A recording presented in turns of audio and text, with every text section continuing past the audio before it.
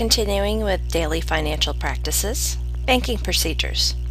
You have primary checking accounts. They include interest rates, monthly fees, check charges, automated teller machines, ATMs, fees for checks, and online banking. You have savings accounts. They can yield higher interests than checking accounts, such as a money market account.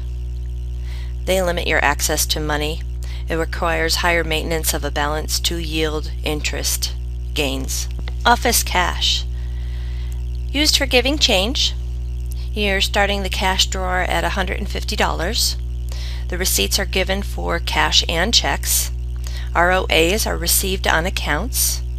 You have to balance it at the end of the day, and cash is noted as currency on the deposit slip. Types of checks. You have a standard business check. This is most often used. A cashier's check. This is the money is guaranteed there. You give the money to the bank and the bank writes a check. It is a bank check. A certified check is your own check which the bank dates and signs their name stating that your check is good for the amount. A money order, similar to a cashier's check. Voucher checks. This is a check with a stub attached to it. Then you have traveler's checks. They're written for amounts of $10, $20, and $50. It requires the signature of the person that is using it. Deposits. Deposits should be made daily. The endorsements. There's a blank endorsement, which is signature only. A restrictive endorsement, signature and the words for deposit only or pay to the order of. And then there's special endorsement for deposit only. Usually that's what's used in a doctor's office. You'll stamp it as soon as the patient gives you the check, they'll stamp the back of it. You'll fill out a deposit slip and you'll prepare the deposit. Managing checks. Inspect for correct information, the correct date, the amount, and the signature. Do not accept a third-party check unless it's from an insurance carrier. So the insurance company sent their payment to the patient and then the patient signs it over to you. Insufficient funds or non-sufficient funds, NSF. If a patient's check should bounce, that means they had non-sufficient funds in their account.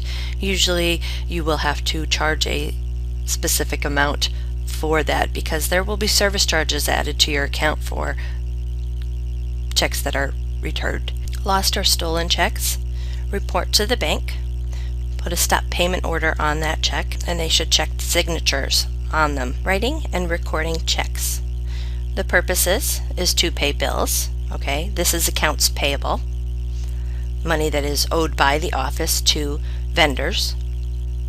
To refund an overpayment. To replenish the petty cash. And to do disbursements of funds. Rules for writing or recording checks.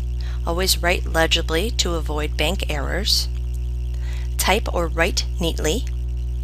Complete all areas, including the memo. Date and include the name of the payee. Check for accuracy. Make sure your spelling is correct. The amount is written in the amount in dollar form.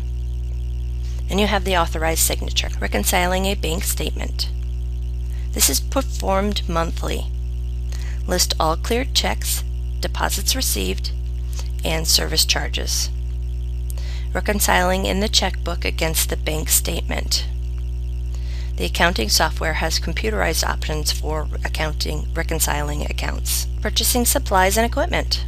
The rule is nothing is ordered or paid for without a purchase order, a PO. Ensure proper controls over purchasing. To avoid purchasing unnecessary items, it's to avoid duplication of items purchased, and it's to provide a system for payment. Preparing a purchase order.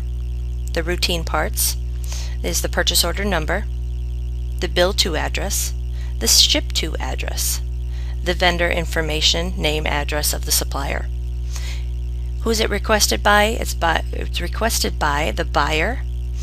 They'll have terms, the quantity of the number of the units being ordered, and the item. When you're preparing a purchase order, you want to have the item name, the units, the description, the unit price, the total, the subtotal, your tax, your freight, and your balance due. Verifying goods received. You want to check against the purchase order. Note any discrepancies. So if you have an incorrect number of items, the incorrect item, incorrect price, unacceptable quality of the product, or a substitution of products that was unapproved, you want to make sure you get in touch with the vendor immediately. Preparing the invoice for payment. Confirm all charges are correct. Reconcile the invoice and the purchase order. And then you write OK to pay on the invoice so that your accounting office knows that they can pay it. And forward to accounts payable. Your petty cash. This is for minor, routine, or unexpected expenses. Let's say the doctor wants to pay for lunch for the office for the day. This will come out of petty cash. You don't use large bills to pay, usually about $75 or $100 in small bills. You keep accurate records, and it's balanced every day.